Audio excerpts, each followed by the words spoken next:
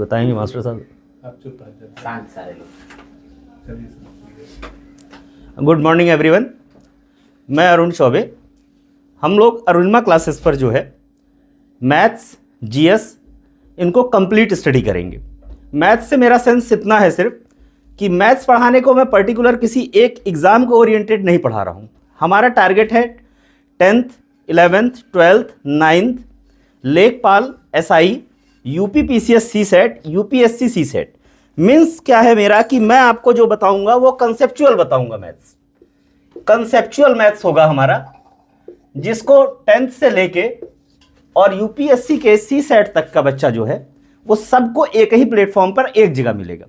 Commitment हमारा ये है कि हम इसको कंटिन्यू अगर कर रहे हैं आज से तो ये क्लास डेली आएंगी अपने टाइम पर। टाइम में डिले हो सकता है आगे पीछे का, लेकिन ये आपको डेली कंटेंट मिलेगा। और जहाँ तक हमारी शुरुआत की बात है, आज ये एक इंट्रोडक्शन क्लास है।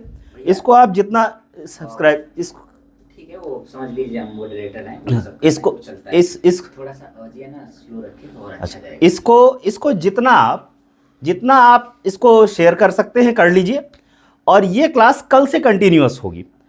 तो मैथमेटिक्स में जैसे हमारे पास जो भी टॉपिक्स हैं, जितने भी टॉपिक्स हमारे पास आते हैं सिविल के कंपटीशन में, यूपी पीसीएस के सी सेट में, और अभी जल्दी ही आपका लेखपाल और यूपीएसआई का बैच है, और एसएससी, इवन एसएससी भी, सारे कंसेप्ट मिलेंगे। ये भ्रम आपको हो सकता है कि एक जगह से कैसे मिलेंगे, तो मैं आपको एक छोटे से एग्जाम्पल से बताता हूँ कि कैसे एक ही जगह से आपको सारे कंसेप्ट मिलेंगे।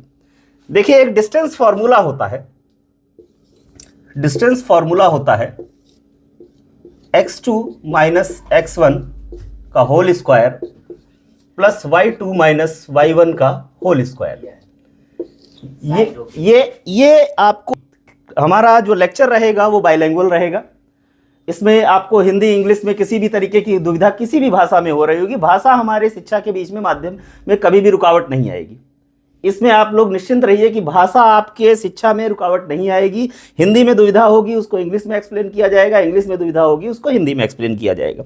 ठीक है, तो ये एक फार्मूला होता है, 10th में आता है कि दो बिंदुओं के बीच की दूरी निकालना। यही फार्मूला आपको 10th के बोर्ड में पूछा जाता है। यही फार्मूला आपको जो है यूपीएससी ने डायरेक्ट इनसे पॉइंट आउट करके क्वेश्चन बनाए हैं। यूपी पीसीएस मोस्टली हर बार अपने सी सेट में कहीं ना कहीं डालता है, एसआई में, पुलिस में, जितने में भी आपके एग्जाम है पूछा जाता है। अब एक तो तरीका ये हो गया कि हमने इस फॉर्मूले को रटा, लेकिन मैथमेटिक्स का सबसे बड़ा ड्रॉबैक है कि जितना आप उसको रट के जाते हैं मैथमेटिक्स को, उतनी ही तेज वो एग्जाम में भूलती है। और एक इसका मात्र तरीका है कि कंसेप्चुअल स्टडी। कंसेप्चुअल स्टडी का सेंस, अब देख लीजिए, अगर आपको यही फॉर्मूला कोई ये बता दे कि ये फॉर्मूला होता कैसे है, डेराइव होता कैसे, दो बिंदुओं के बीच की दूरी निकालती कैसे, है ना, तो ये आपका कार्टेशियन प्लेन है। ठीक है, एक्स एक्सिस, वाई एक्सिस, ठीक, यही तो होता है। अब जो बिंदु हैं वो कोई इमेजिनरी बिंदु तो है नहीं, बिंदु एक्स वाई प्लेन पर ही है। मान लीजिए एक बिंदु यहां पर है, एक बिंदु यहां पर है, हमको इन्हीं दो बिंदुओं के बीच की दूरी निकालनी है। ठीक है, मान लिया ये बिंदु एक्स, ऐसे ही चलते हैं ना, ये एक्स एक्सिस पे ये x1 हो गया, ये इतनी हाइट पर है, ये y1 हो गया, ये पॉइंट हमारा x2 हो गया, ये पॉइंट हमारा y2 हो गया। यही है ना। अब दूरी हमें ये इन्हीं की निकालनी है ना, यही पूछता है, पर ये कोई खगोली दूरी तो है नहीं, है ना। इसको निकालने का कुछ प्रोसेस है, तरीका है। अब देखिए इसको कैसे निकाला जाता है, फॉर्मूला डेराइव कैसे होता है। ये पॉइंट आपका S1 मतलब x एक्सिस पर इतनी दूरी, ये पॉइंट y1 मतलब y एक्सिस पर इतनी दूरी, ये इसकी हाइट। ठीक है, ये पॉइंट x2 मतलब ये यहां तक चला है, ये हाइट y2 यहां तक की है। ये दूरी कितनी हो गई आपकी x1, ये दूरी टोटल कितनी हो गई आपकी x2। ठीक है, हमको ये डिस्टेंस निकालनी है। ठीक, आप यहां से एक लाइन ड्रॉ कर दीजिए। ठीक, ये परपेंडिकुलर हो गया। अब ये बताइए, यही डिस्टेंस निकालनी है ना, यही डिस्टेंस हमें निकालनी है। x1 ये है, x2 पूरा है, तो ये कितना हो जाएगा। अगर ये दूरी मान लीजिए 2 मीटर है और ये दूरी 4 मीटर है, तो ये इतनी कितनी हो गई बीच की दूरी, 4 माइनस 2 2, मतलब ये दूरी हो गई x2 माइनस x1, ये हो गया x2 माइनस x1।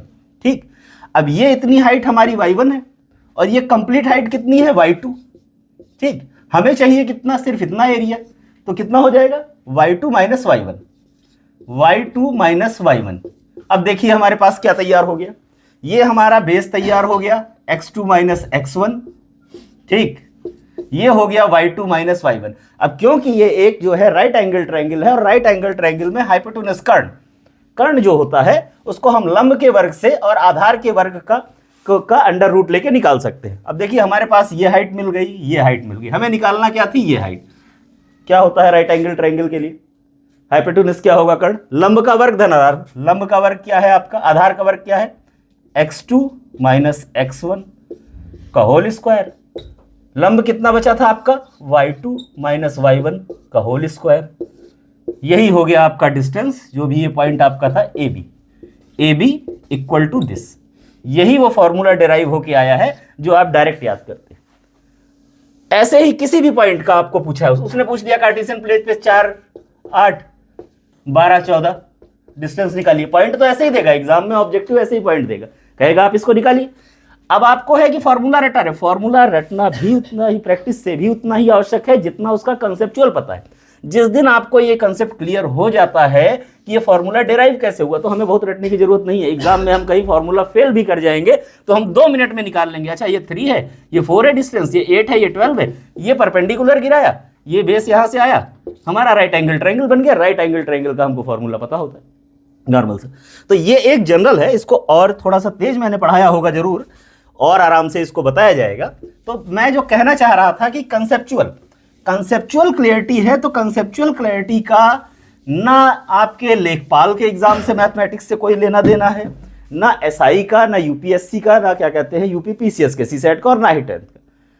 अगर आपकी कंसेप्चुअल क्लियरिटी है तो कोई भी एग्जाम होगा, किसी भी स्तर का एग्जाम होगा, आप सब जगह उसको अप्लाई करेंगे और सब जगह आप उसको पाएंगे।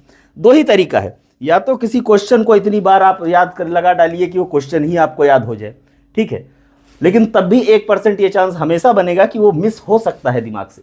और या तो एक तरीका है कि किसी चीज को आप, जैसे प्रॉफिट लॉस में क्या होता है, एक टॉपिक आता है प्रॉफिट लॉस, खूब पूछता है इससे, एसएससी खूब पूछता है, और आपका जो है वनडे एग्जाम भी खूब पूछता है, यूपीएससी भी हर साल पूछता है प्रॉफिट लॉस, और ये 7th 8th में ही बताया जाता है।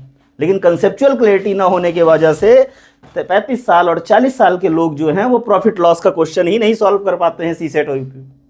अब कारण क्या है, देखिए, प्रॉफिट निकाल रहे हैं, लॉस निकाल रहे हैं। प्रॉफिट लॉस का बेसिक कंसेप्ट ये होता है कि प्रॉफिट और लॉस हमेशा सीपी पे निकाला जाता है, कॉस्ट प्राइस पे, जो क्रय मूल्य है आपका, क्रय मूल्य पे निकाला जाता है, ना कि जो आपने इसको सेलिंग की है, ना तो जो आपने उस पर प्रॉफिट या लॉस किया, किसी पे निकाला ही नहीं जाता। हमें प्रॉफिट लॉस निकालने के लिए बेसिक है कि हमको क्रय मूल्य का पता होना चाहिए। क्रय मूल्य पता होगा, अब उसके बाद जिसमें आपने उसकी सेलिंग की है उसमें से अगर वो माइनस करने पर पॉजिटिव आता है तो आपका प्रॉफिट है, नेगेटिव आता है तो माइनस है। और रही बात परसेंटेज की, तो बस 100 और लगा दीजिए, उसी में परसेंटेज हो जाता है, कुछ और करना थोड़ी। हाँ, लेकिन इतनी क्लैरिटी अगर आपके पास है तभी फिर किसी भी स्तर का क्वेश्चन हो, ट्रेन डिस्टेंस के हैं क्वेश्चन है जितने हैं सारे में इसी तरीके से और सब बताए जाएंगे। सिर्फ ये एक इंट्रोडक्शन था, इसलिए मैं थोड़ा सा आपको इस पर जिक्र किया हूँ। कल से प्रॉपर आपकी मैथ्स की क्लास 40 से 50 मिनट की मैं लूँगा, और एक दिन में मेरे साथ ये सिचुएशन नहीं है कि मैं 100 प्रश्न और 200 प्रश्न कराता हूँ। हो सकता है मैं आपको 4 ही 5 प्रश्न कराऊँ, लेकिन मैं जितने भी 4-5 प्रश्न आपको कराऊंगा उन टॉपिक्स की क्लैरिटी आपकी हो जाएगी। ठीक है, थैंक यू एवरीबॉडी, है ना। और अपेक्षा करूंगा कि आप लोग कल जो है क्लास पे उपस्थित होंगे सब लोग। ठीक, धन्यवाद।